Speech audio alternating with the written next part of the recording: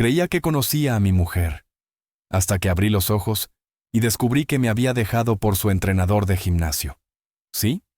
Mientras los médicos luchaban por mantenerme con vida, ella estaba enamorándose de otro. Soy un hombre de 33 años, recién salido del infierno, buscando consejo, porque todavía no entiendo cómo llegué aquí. Tenía una vida normal.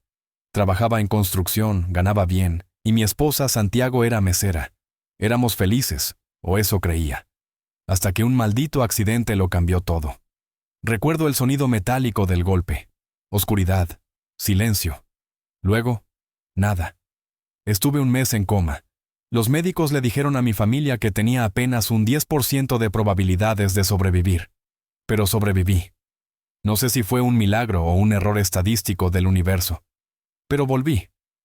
Solo que cuando desperté, el mundo que conocía ya no existía. Al principio, no entendía por qué Santiago no venía a verme. Pasaban los días, y nada, hasta que una mañana apareció, con esa mirada vacía que tienen las personas que ya no están ahí. Me dijo, sin temblar, quiero el divorcio. Así, sin lágrimas, sin rabia, sin alma. No lo podía creer. Yo estaba entumecido, lleno de tubos, sin poder moverme, y ella hablaba de empezar de nuevo. Le pregunté si había conocido a alguien. Solo bajó la mirada y murmuró, no quiero estar atada a alguien. Discapacitado. Esa palabra me atravesó más que el accidente. Discapacitado. Yo, que había trabajado bajo el sol cada día, que había dado todo por ella, y ahora era una carga. Después, supe la verdad. No era el miedo a cuidarme. Era su entrenador del gimnasio, el mismo del que ya sospechaba antes del accidente.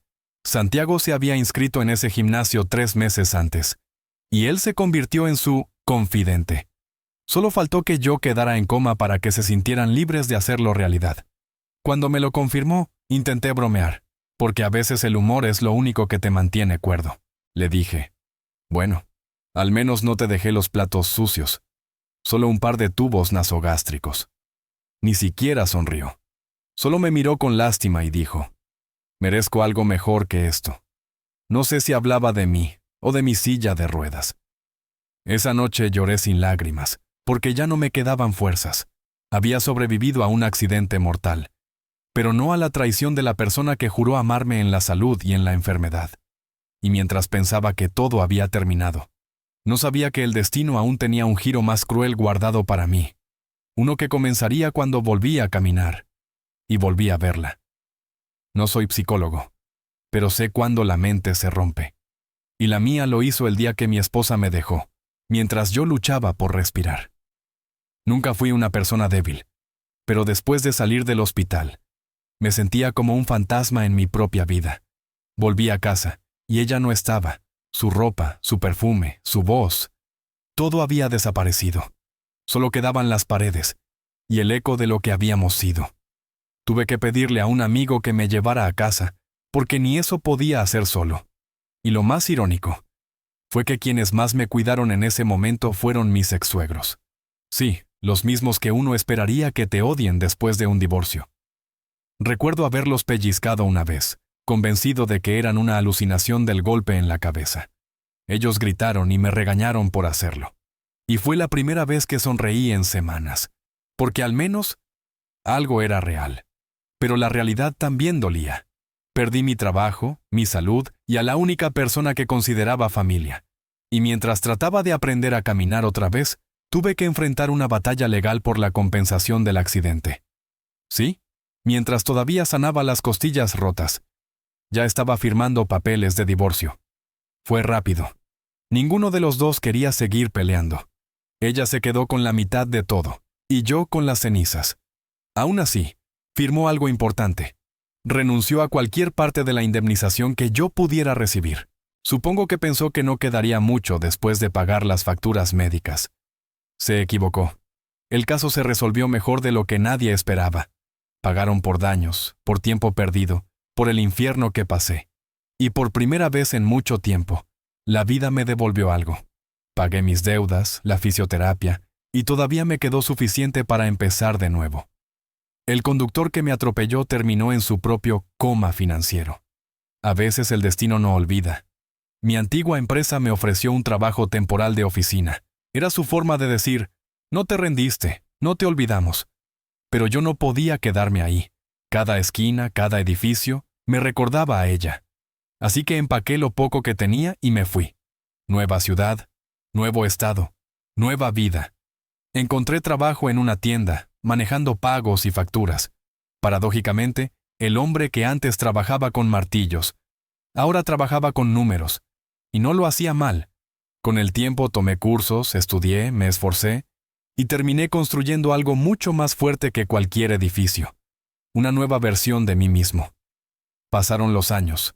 De los 28 a los 33, 5 años de paz, 5 años de silencio.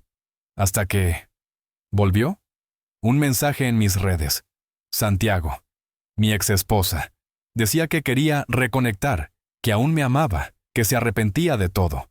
Al principio solo la ignoré. Después le respondí. No estoy interesado. Pero no se detuvo. Los mensajes se volvieron más tristes, más desesperados. Me contó que el entrenador, ese héroe de gimnasio por el que me dejó, se había vuelto violento, celoso, abusivo, que la golpeaba, que la había dejado sola, sin familia, sin amigos. Por favor, solo quiero hablar contigo, me escribió. Y por primera vez en años. No supe qué sentir.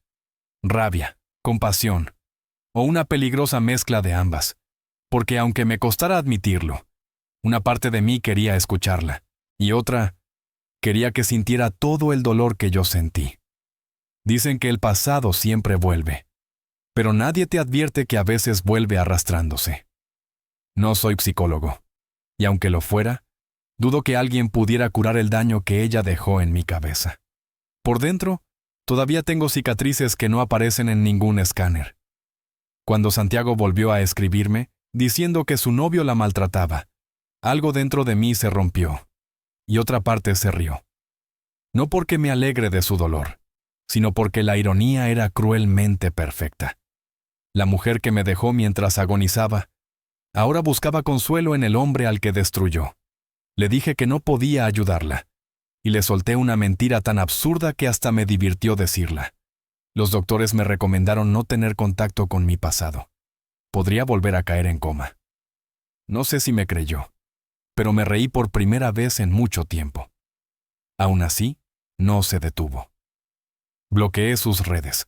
Consiguió mi número nuevo y comenzó a bombardearme con mensajes, llamadas y audios llorando.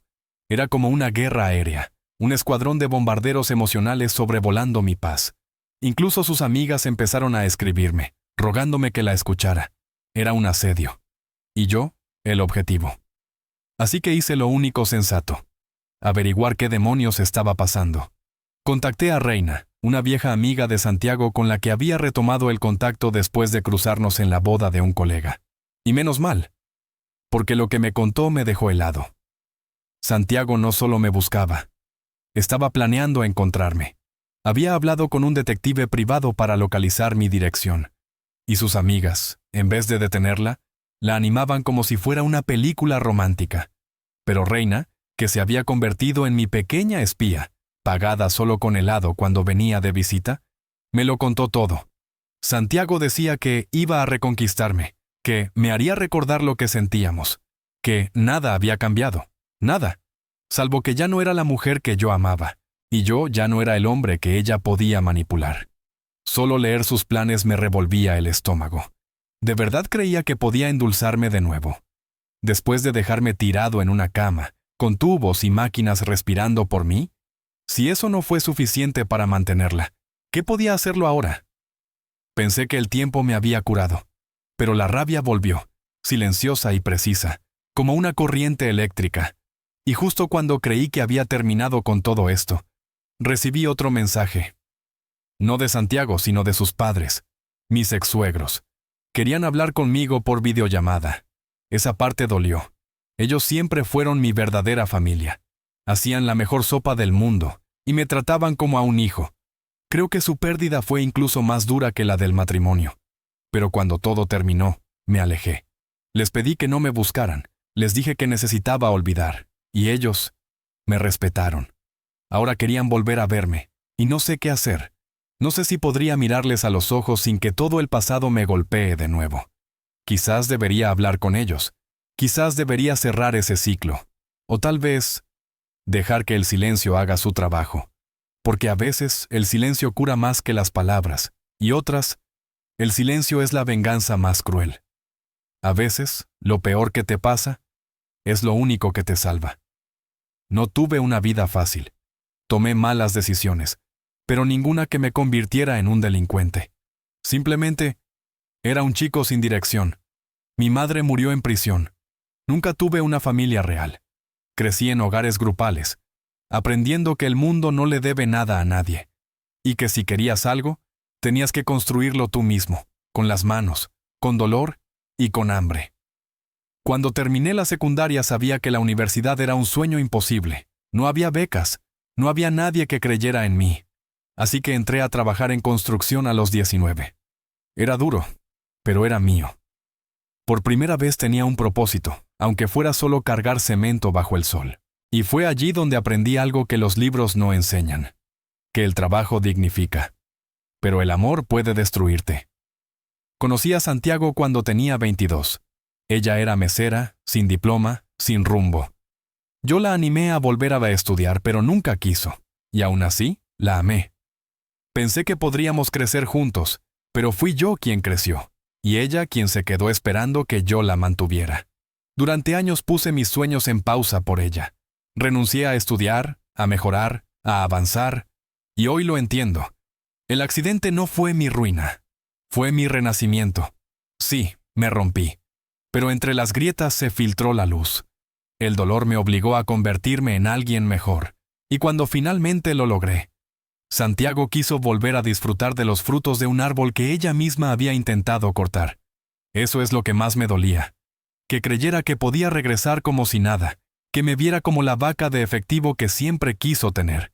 Pero esa versión de mí murió junto al coche en aquel accidente, y entonces pasó algo que no esperaba: una videollamada. Sus padres, mis ex-suegros, querían hablar conmigo. Durante días dudé si aceptar. Pensé que querían convencerme de darle otra oportunidad a su hija. Pero no. Lo que querían era advertirme. Hablamos por casi una hora, y durante esa llamada, comprendí algo que no supe ver antes. Ellos siempre me consideraron parte de su familia. Desde el primer día. Nunca les importó que fuera huérfano o que no tuviera dinero. Mi suegro solía decirme: hijo, no importa las cartas que te toquen, importa cómo juegas la mano. Y creo que por fin gané esa partida. Mi suegra lloró al verme, pero no por nostalgia. Lloró al contarme lo que Santiago había estado haciendo. Que seguía con el mismo hombre violento, que había caído en adicciones, que se estaba hundiendo y que ya no sabían cómo ayudarla. Que me buscaba porque no soportaba ver que yo sí había salido adelante. Y en ese momento lo entendí todo. Ella no quería amor, quería refugio. Y yo ya no era su refugio. Era su recordatorio de lo que perdió. Cuando colgué la llamada me quedé en silencio. Sin rabia, sin tristeza. Solo paz. Porque por primera vez no quería vengarme, ni rescatarla, ni entenderla.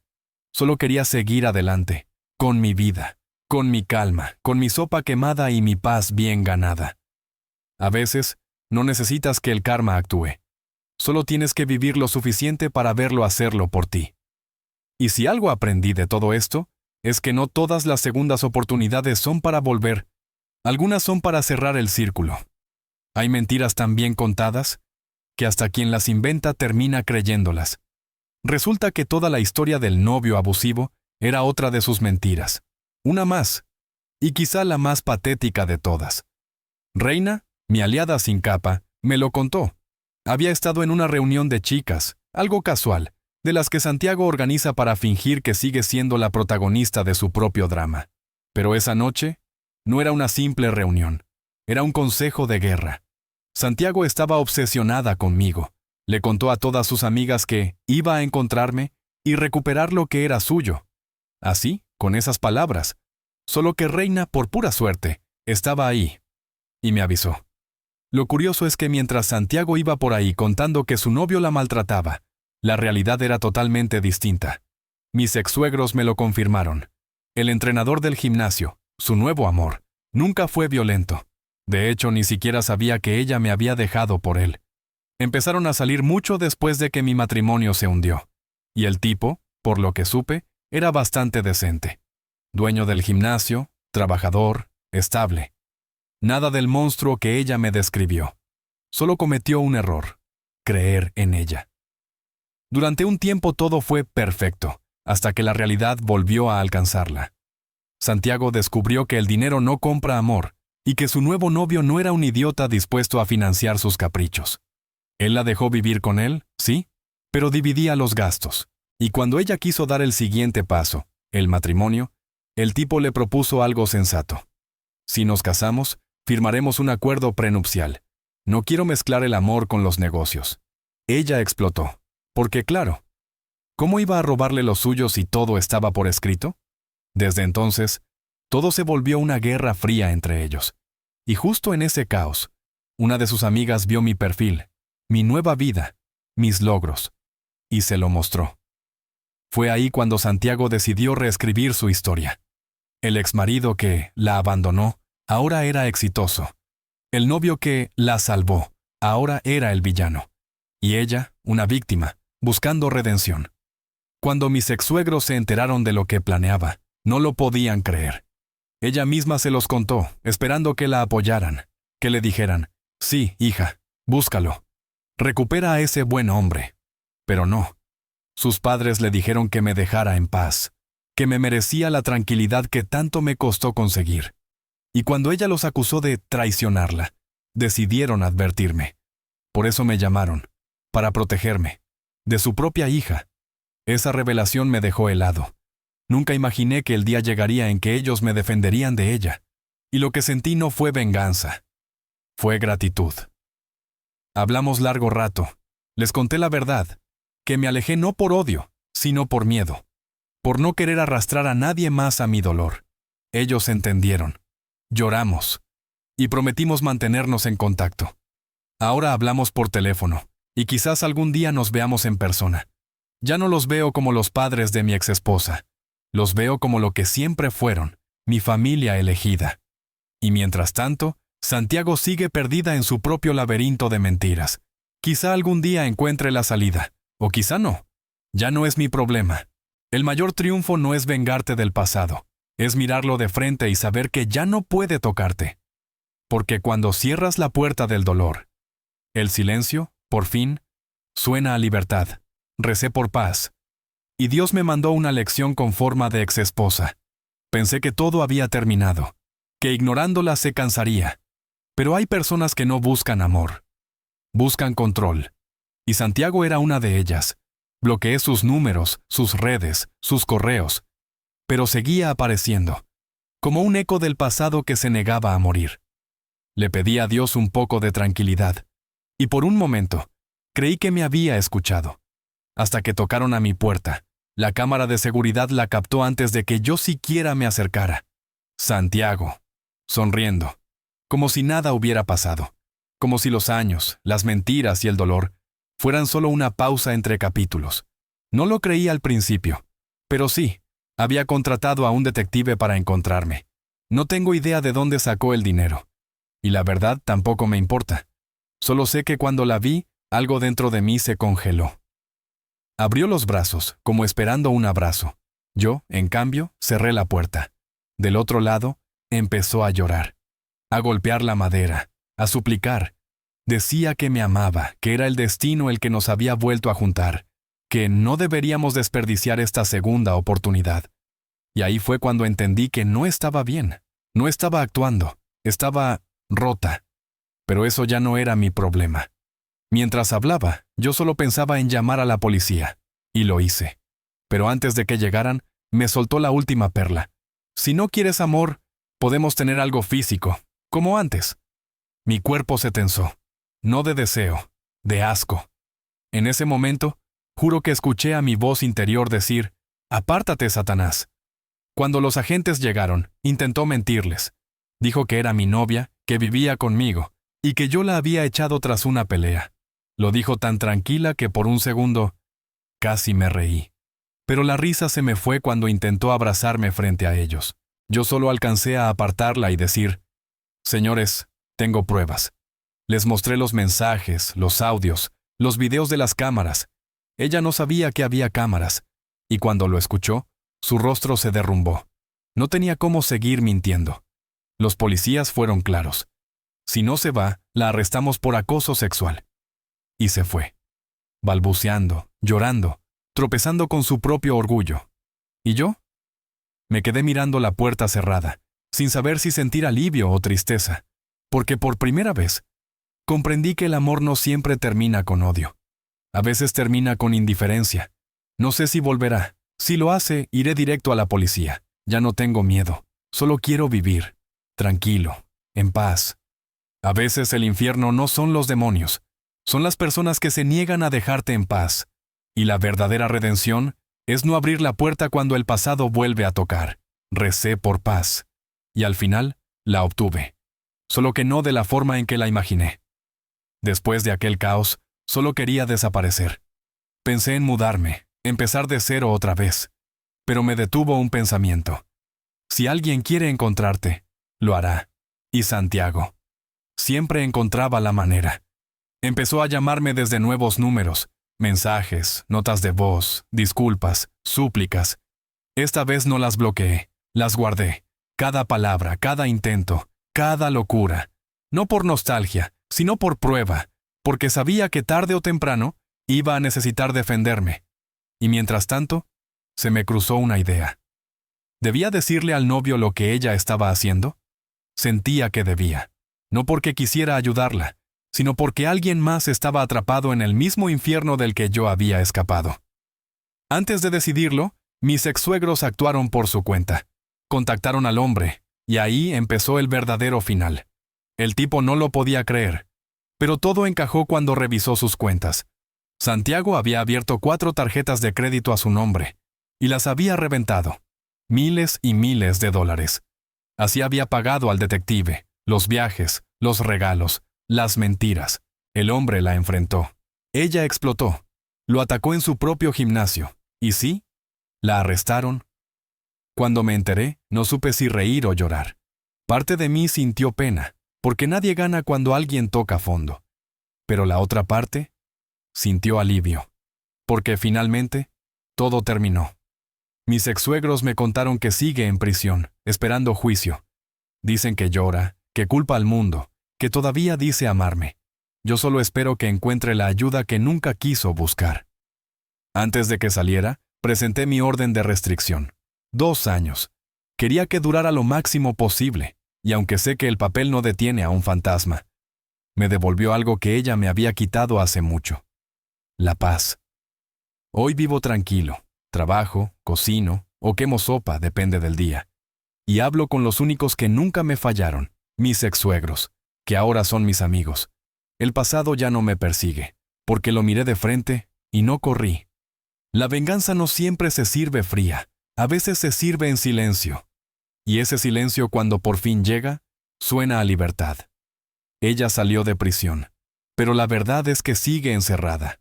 Solo que ahora la celda está en su cabeza. Cuando supe que Santiago había salido, lo primero que sentí fue alivio. No miedo. Alivio. Porque por primera vez sabía que ya no podía hacerme daño. Su ex, el dueño del gimnasio, ya había seguido adelante. Tenía nueva pareja, nueva vida. Y eso me hizo sonreír. Era poéticamente justo. Ella me dejó mientras yo estaba en coma. Él la dejó mientras ella estaba en prisión. El universo a veces sabe equilibrar sus cuentas. ¿Y cómo crees que reaccionó cuando se enteró? Exacto, mal, muy mal. Intentó contactarlo, insistir, llorar, y cuando no funcionó, atacó. No físicamente esta vez, pero con palabras venenosas. Criticó a su nueva novia, una mujer hermosa según Reina, con comentarios tan mezquinos que solo demostraban lo que todos ya sabíamos. No soporta ver a nadie feliz. Mientras tanto, sus padres, mis ahora queridos amigos y proveedores oficiales de sopa casera, tuvieron que enfrentar su propio infierno. Santiago quería volver a casa.